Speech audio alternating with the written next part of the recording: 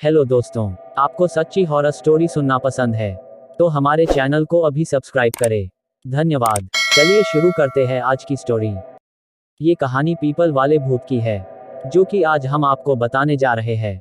बात उन दिनों की है जब हर गांव, बाग बगीचों में भूत प्रेतों का साम्राज्य था। गांवों के अगल बगल में पेड़ पौधों की बहुलता हुआ करती थी। एक गांव से दूसरे गांव में जाने के लिए पगडंडियों से होकर जाना पड़ता था।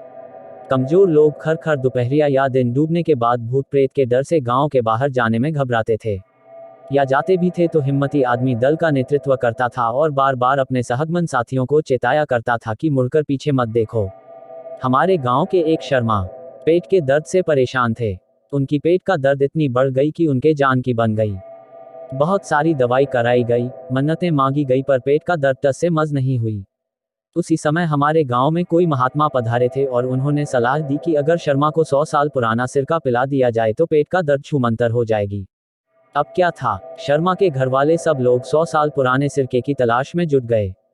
तभी कहीं से पता चला कि पास के गांव सिधावे में किसी के वहां 100 साल पुराना सिरका है। अब सिरका लाने का बीड़ा शर्मा के ही एक लंगोटिया यार वर्मा ने उठा लिया।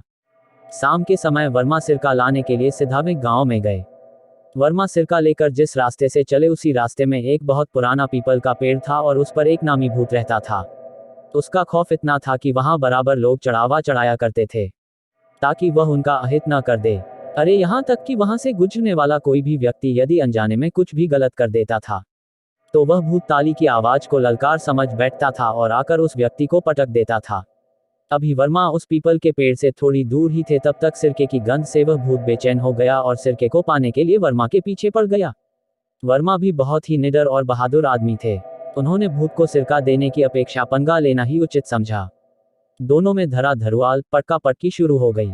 भूत कहता था कि थोड़ा सा ही दो बद दो, पर वर्मा कहते थे कि एक बूंद नहीं दूंगा, तुझे जो करना है कर ले। अब भूत अपने असली रूप में आ गया और लगा उठाकर वर्मा को पटकने। पर वर्मा ने भी ठान ली थी कि सिरका नहीं देना है तो नहीं देना है। पटका पटकी करते हुए वर्मा गांव के पास आ गए, पर भूत ने उनका पीछा नहीं छोड़ा और वहीं एक छोटे से गड्ढे में ले जाकर गिराना चाहता था। अब उस भूत का साथ देने के लिए एक बुढ़वा जो वहीं पास की पोखरी में रहता था आ गया था। अब तो वर्मा कमजोर पड़ने लगे। तभी क्या हुआ कि गांव के कुछ लोग वर्मा की तलाश में उधर ही आ गए, तब जाकर वर्मा की जान बची। 2-3 बार सिरका पीने से शर्मा की पेट का दर्द तो 1-2 दिन में छूमंतर हो गई।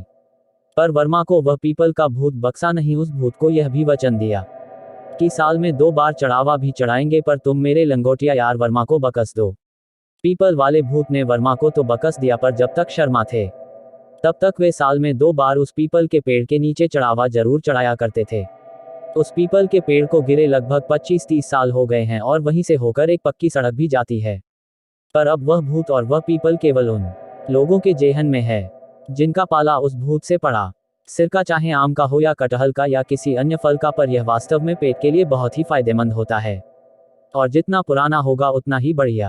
पीपल के भूत के बारे में लोगों ने सुना था। उनका यही कहना था कि उस पीपल के पेड़ के पास कोई नहीं जाता है, बिकॉज उस जगह पर एक भूत रहता है। यह सुनकर सभी को लगता था कि वह भूत किसी को भी नुकसान पहुंचा सकता है, इसलिए कोई भी उस जगह पर नहीं जाता था। एक दिन की बात है, दूसरे गांव का एक लड़का अपनी बहन को मिलने आ रहा था। बिकॉज उसकी बहन की शादी उस गांव में हुई थी, उसे नहीं पता था कि इस गांव में यह बात चल रही है कि पीपल का भूत है। उस पीपल के पेड़ के पास पानी का नल था। उसे बहुत प्यास लग रही थी, इसलिए वह उस नल से पानी लेने गया था।